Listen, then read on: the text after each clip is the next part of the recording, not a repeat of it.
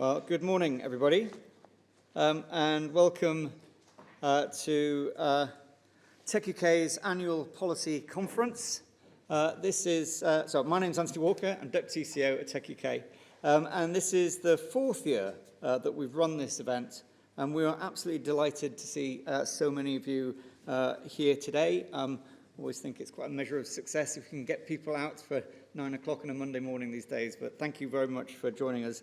We've got an excellent agenda and a great lineup of speakers and panelists throughout the day, before we're going to be joined this afternoon by the Secretary of State, Peter Kyle, who I think we'll all be looking forward to hearing from. So it's my job this morning to kind of kick it off and to sort of set the scene a little bit for the discussions for the day ahead. It's clear, I think, as someone who's worked in technology policy for, well, quite a long time, it's clear that tech policy really has never been more relevant or more important than ever before. It's safe to say that we're living in interesting times, again, both in terms of technological change, but also in terms of what now feels like the daily pace of geopolitical events. But as we look across the myriad of uncertainties and challenges, both domestically and around the world, it's hard to find an issue that isn't in one way or another shaped or influenced by digital technology. Because realistically, you can't talk about infrastructure now without talking about digital infrastructure, about data centers, 5G, and fiber optic networks. You can't talk about economic growth without talking about a digitized economy, about AI, cloud computing, and crucially data. And you can't talk about innovation without talking about technological innovations in things like autonomous vehicles, robotics, semiconductors, or quantum computing, among many, many other areas that we believe look set to define the next couple of decades. And I think it's quite evident that the Labour government gets this. Since coming into power in the middle of the last year, they've put digital technology at the heart of their plans for economic growth, for public sector reform, and national security. Their vision for the UK is a nation that is world-leading in both the development and use of technology. And the Prime Minister has said that in an era that will be defined by fast-paced technological development, we have to be a tech maker and not just a tech taker. And this, of course, is sentiment that at TechUK we fully applaud. Indeed, it mirrors much of what we've been saying over the last few years. But as we all know, putting these aspirations into practice, particularly at a time when the public finances are so constrained, will not be easy. And in many ways, the hard work still lies ahead of us. Now, we have made real progress at the level of strategy and the level of intent.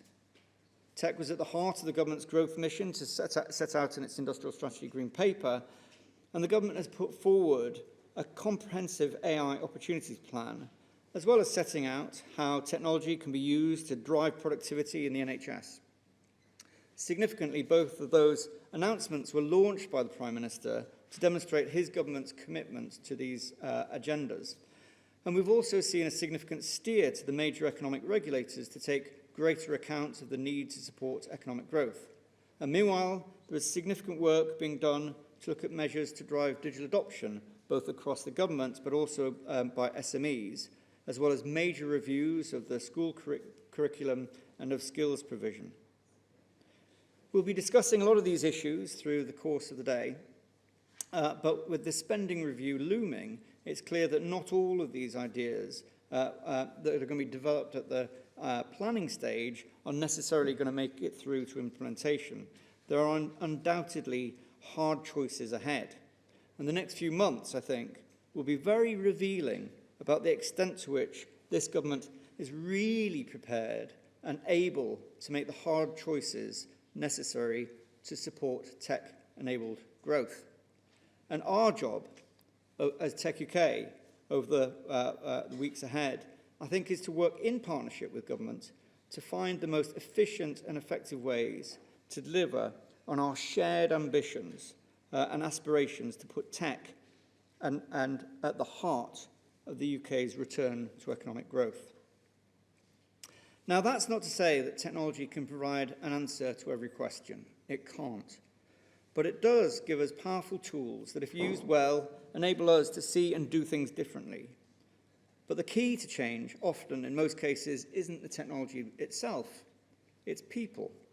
It's in the decisions that we take, the confidence that we feel, the skills we develop, and the attitude we take to what at times can be uncomfortable impact of disruptive change.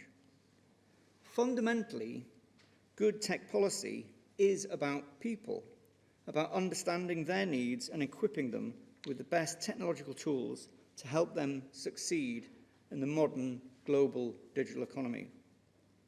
We need technology working in partnership with people, for people, if we're going to succeed. And of course, technology and technology innovation is not just all upside. Technology change presents new challenges and requires novel solutions. An obvious example being the question of how you reconcile the needs of AI innovation with the interests of rights holders and creative industries. If you simply look at this issue as a zero-sum game, where if one side wins, the other loses, then this looks like an intractable issue for a nation that has real strengths in both sectors. But the government, I think, has been right not to see it that way. Their recent consultation made clear that the status quo is a lose-lose for UK tech and creatives, where innovation happens outside the UK and rights holders must rely on foreign courts to exercise their rights. We believe that there is a win-win where rights holders get more control and AI developers have clarity about the data that is and isn't available for training. But getting to that solution will require everyone to do things differently, to adapt to transformational change that's been driven by AI. Change is difficult, but as the dust settles on the recent AI copyright consultation, we hope that we can move from megaphone lobbying to practical discussions about building solutions in partnership that work for the future and benefit of the whole economy. AI copyright, I think, is a good example of why tech policy has to be seen in a global context, a context that has shifted and changed dramatically over the last 10 years, and perhaps even more so over the last few weeks. Tech policy is clearly now strategic and contested. Our whole economy depends on supply chains for goods and services that are more global and more vulnerable than ever before. But it also depends on international sources of finance and investment and international collaboration on innovation. The UK has to remain both open and secure as an economy, an increasingly difficult balancing act to achieve. And we'll need to work harder with all of our allies and partners around the world, and we look forward to seeing more detail from the forthcoming trade strategy from the Department for Business and Trade. Now, last week, I was pleased to take part in a business delegation to Japan, led by the Foreign Secretary and the Business Secretary. Japan, I think, is a really good example of the kind of partnerships that we need to strike. It's a country that has become much more significant strategically for the UK in recent years, and as island nations, the two countries have much in common. And I was really struck by how much similarity there was in the outlook of Japanese ministers, officials, and businesses, both on recent geopolitical events, but also on the role that technology needs to play in both of our economies and both of our societies. And successful tech policy will mean working effectively with international partners like Japan to forge opportunities for collaboration in a more turbulent world. Now, I was on that trip to Japan alongside representatives of each of the 8 growth sectors identified in the industrial strategy, which in itself, I think, was a really encouraging initiative by the FCDO and DBT. All 7 were absolutely clear that technological adoption, and AI in particular, was central to their own plans for driving growth. And a vital test, I think, of the industrial strategy will be whether digital adoption is addressed as a true horizontal to drive growth across all of the growth sectors. Success is going to depend on tough decision-making, planning reform, tax incentives, and investing in R&D. None of this is easy, and the right strategy will help us make sense of it and help businesses to plan their investments and help us to scale and commercialize tech more quickly, but only if it's put into action. We want to see greater focus on attracting and training high-skilled individuals. Around 1/3 of average annual UK productivity growth between 2001 and 2019 was attributable to an expansion of the skills available in the workforce. And yet investment in skills development, both from employers but also from government, has actually declined over the past 10 years. And the only way we're going to reach technological heights that we want to achieve is by building and rebuilding our domestic skills capabilities. So we should be supporting businesses, and in particularly startup businesses, to grow and to scale with targeted support and new attitudes to risk. So this is sort of the thinking of TechUK and what we think, but what do businesses really think? Well, to get a better sense of how the industry views these developments, we've gone out again to poll 250 business leaders across the sector to find out what they think.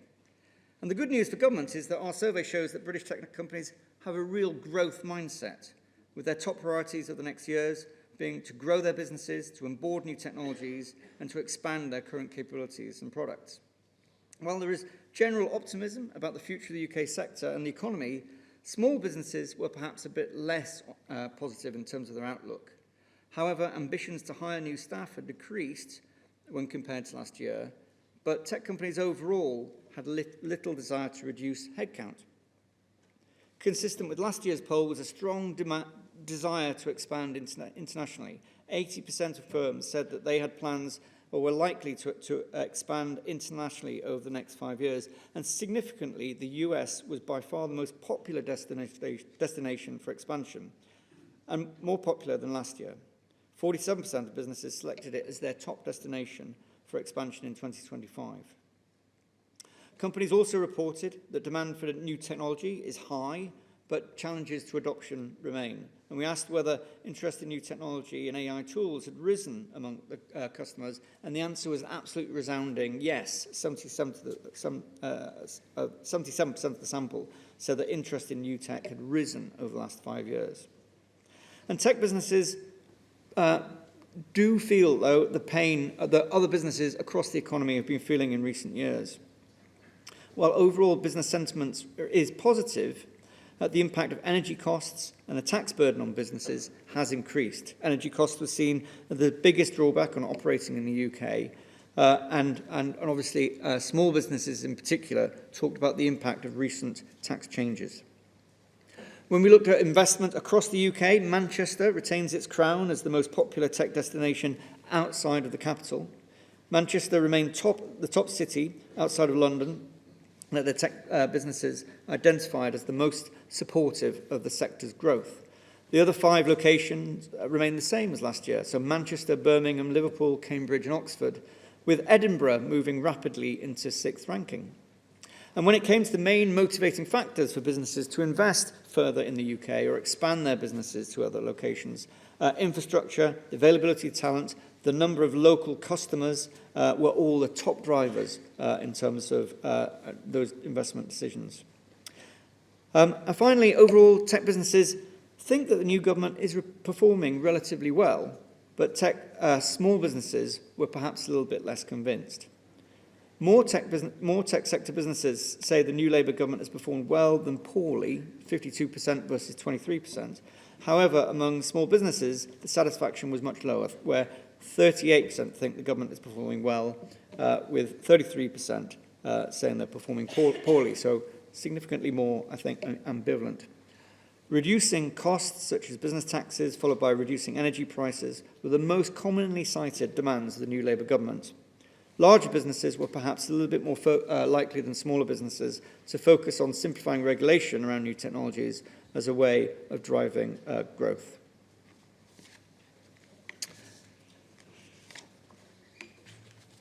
So Positive news there, I think, for government in terms of the fact that this sector remains a sector poised for growth.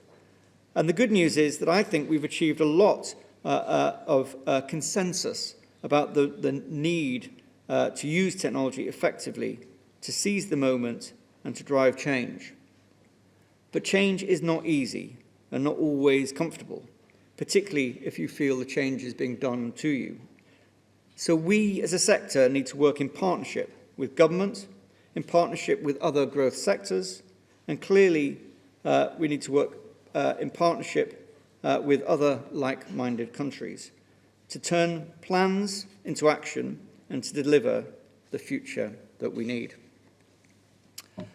So I hope that sets the scene a little bit for what I think will be a fascinating discussion today. I'd like to say a huge thank you to all of our speakers who you'll be hearing from the course of the day, and also in particular to thank our sponsors, Salesforce, Microsoft and HP, for making all of this possible. And of course to you for coming, for listening, engaging, and I hope contributing throughout the course of the day. Now, I'd like to crack on with the agenda, and it's my pleasure to hand over to lead the first session to my colleague Sue Daly, OBE, Director of Tech and Innovation here at TechUK. He's going to kick off our first conversation. Thank you.